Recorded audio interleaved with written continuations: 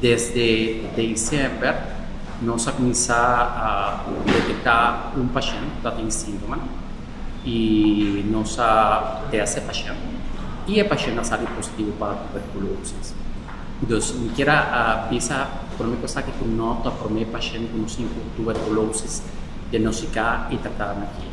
Em ano anterior, também nós tínhamos um caso tratado e diagnosticado.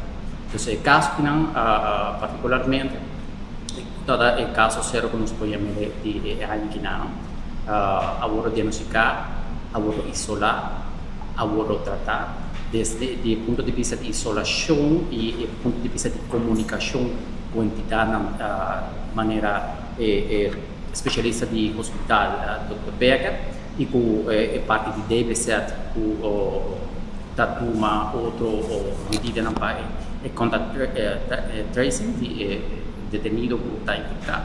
Então, tudo esse agora com a empresa está protocolizado de base aña, não está um curso novo agora aqui. Não está com informação bem acerca agora aqui, então não está priorizado sempre, o qual está contenção do tratamento, diagnóstico de pessoa, prometo nós temos um panorama geral do qual nós temos atualmente, um panorama geral do qual está sucedendo.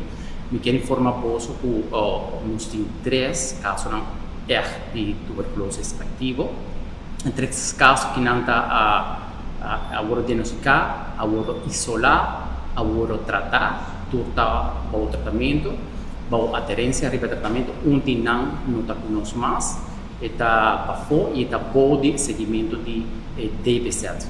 E está observado o dia com o remédio na agora bebi, mesmo que o paciente que nós temos aqui está bebendo o remédio na tabela.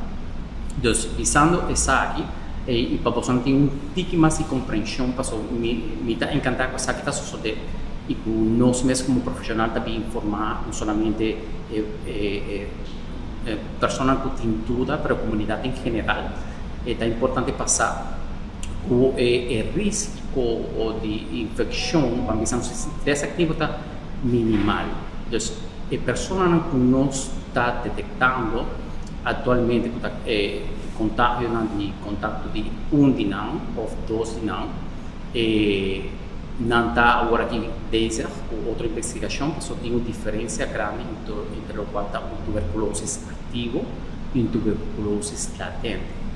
Está um pouco diferente e agora pode papel de tuberculose só pode criar pânico da comunidade e não é assim.